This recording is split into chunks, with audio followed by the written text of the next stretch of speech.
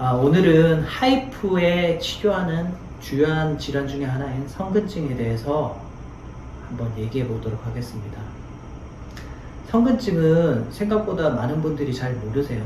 하지만은 성근증이 훨씬 근종에 비해서 증상이 심한 경우가 많고, 오히려 굉장히 힘들어 하시는 분들이 많고, 또는 성근증을 진단받지 못한 채 그냥 근종이라고, 근종 크기가 적으니까 지켜보자고 그냥 계속 추적 관찰을 하는 경우가 많거든요. 그래서 사실은 이러한 증상들을 확인을 하고 진단하는 게 오히려 저 개인적으로는 그게 더 맞다고 생각하거든요. 자, 그러면은 성근증이 어떤 병이냐, 어떻게 생기느냐 한번 알아볼까요? 성근증은 자궁 근육이 비대칭적으로 또는 자궁이 전체적으로 다 커지는 병, 마치 공처럼 구형으로 생길 수가 있거든요. 원래는 자궁의 모양이 갸름한 모양이 정상이에요. 유선형이라고, 계란 모양이라고 저는 오시는 환자분들한테 설명을 드리는데, 갸름하게 생겼다, 길쭉하게.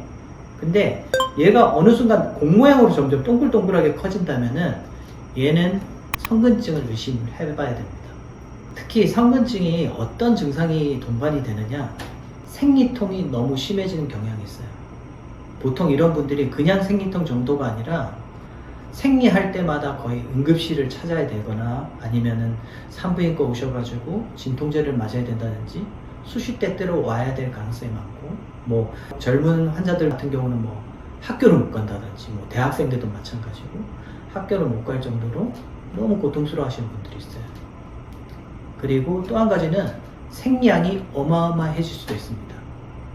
물론 자궁 근종이 크거나 자궁 근종의 위치가 안 좋아서 생리량이 어마어마한 분도 있지만은, 성근증이 심해서 자궁의 그 생리량이 많은 분들은 뭐 심지어는 뭐 아기 기저귀를 채워야지 겨우 유지하거나, 아니면 뭐 자다가 생리량이 너무 많아서 이불을 흠뻑 다 젖는다든지, 이런 경우가 허다하다는 거죠.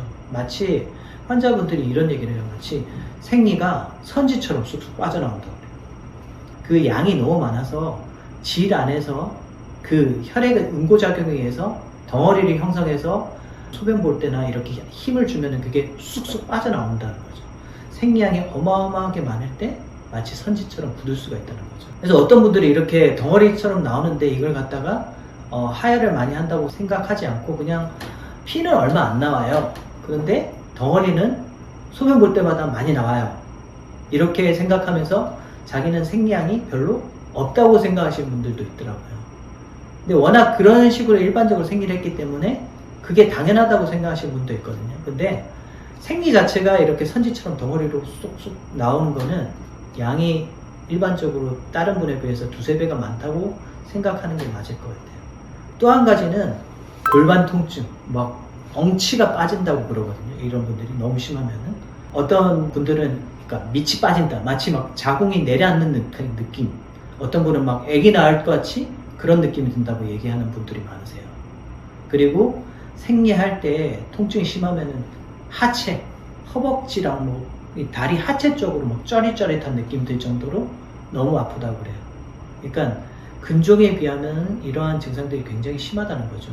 뿐만 아니라 성근증이 심한 분들은 부부관계할 때 통증이 느낄 수가 있고, 또 예를 들어서 이제 자궁에만 생기는 게 아니라 난소에도 자궁 내막증 혹이 생긴다든지, 그게 뭐냐면은 생리가 역류를 해서 난소가 커지는 병이 있거든요. 그런 경우가 동반되는 경우도 많아요. 그래서 생리가 아닌데도 골반 통증이 있다든지 아랫배가 자주 아프다든지 그런 분들이 많으세요. 그러니까 이게 성근증이 어찌 보면 근종보다 훨씬 증상이 심한 경우가 많습니다. 그래서 성근증은 단순히 성근증만 있는 게 아니라 근종이 동반되어 있는 경우가 많거든요. 그래서 개인 병원이나 이런 추적 검사를 하는 병원에서 진짜 그 근종만 진단을 받고 계속 추적 검사를 하고, 근종이 안 커지면은 괜찮습니다 이렇게 지나가는 경우도 많습니다.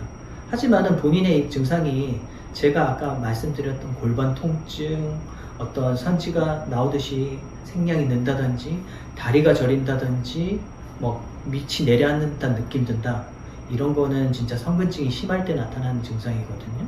그렇기 때문에 이럴 경우에는 단순히 자궁 근종에 대한 치료를 한다면은 어떤 증상에 호전이라든지 그런 게 없을 수가 있다는 거죠. 그래서 저희는 이런 거에 대한 환자를 많이 보고 많이 시술을 했고 그렇기 때문에 성근증에 대한 어떤 진찰이 훨씬 다른 병원에 비해서 좀 더 정확하고, 그리고 성근증을 같이 치료했던 경우가 워낙 많았기 때문에 증상 호전이 차이가 있을 수가 있다는 거죠. 그래서 성근증은 사실은 이러한 증상에 대한 의심이 먼저 선행이 돼야 되고, 물론 초음파상에도 명확하게 성근증을 의심하는 소견도 분명히 있는 경우가 많고요. 그렇지만은 자궁 모양이 긴가민가 하는 경우도 있거든요. 하지만은 증상 자체가 성근증인 경우에는 그걸 성근증이라고 생각을 하고 그 근육 조직에 대한 치료를 명확하게 하지 않으면은 증상이 호전이 될 수가 없다는 거죠. 그래서 중요한 거는, 제가 다시 한번 요약해보면 성근증은 제가 아까 말씀드렸던 생리통, 생리과다, 골반 통증, 경우에 따라서는 밑이 빠진 듯한 통증, 뭐 빈뇨라든지 자궁이 커지면은 혹처럼 만져지는 경우도 똑같이 근종처럼 있을 수가 있는데, 사실은 경중을 따지자면은 근종보다는 훨씬 성근증이 증상이 심하다. 그리고 이 성근증 자체도 약간 유전적인 경향이 있어서 부모님, 자매, 경우에 따라서는 우리 환자 중에 따님도 그럴 가능성이 많다는 거죠. 그래서 유전적인 경향이 있다. 그리고 빈혈 수치는 오히려 훨씬 낮은 경우가 많다. 그래서 빈혈 수치가 굉장히 낮게 진단받고 오신 분도 굉장히 많고요. 어쨌든 중요한 거는 이런 근종이라든지 성근증이 같이 있을 때 반드시 근종만 치료해야 되는 게 아니라 성근증을 같이 치료하지 않으면 증상 호전이 안 된다. 그래서 일단은 하이프 치료를 하거나 다른 치료를 하더라도 제일 중요한 건 뭐냐면은 진단 자체가 제일 중요하다는 거죠. 그래야지 좋은 효과를 기대할 수 있습니다. 특히 제가 말씀드렸지만은 결혼을 안 하는 젊은 여자분들이 많기 때문에 오히려 성근증의 발병률은 훨씬 더 높아지고 있는 것 같습니다. 그래서 성근증이 의심되거나 문제가 될 경우에는 빨리 치료를 하지 않으면 점점 심해지는 병이거든요. 그래서 조기 치료를 하셔서 정말 일상생활에 힘듦이 없게, 왜냐하면 성근증 환자분들은 굉장히 일상생활에 괴로움을 많이 겪으세요. 생리할 때만 괴로운 게 아니라 생리 전후로 아파하시는 분들이 굉장히 많습니다. 그래서 사실은 성근증을 잘 치료하면은 하이프에 대한 만족도가 제일 높은 질환이 성근증이에요. 그래서 정확한 진료, 그리고 정확한 치료가 수반이 되면은 여러분도 생리가 고통이 아닌 일상적인 생활의 일부라고 생각하고 지낼 수 있습니다. 감사합니다.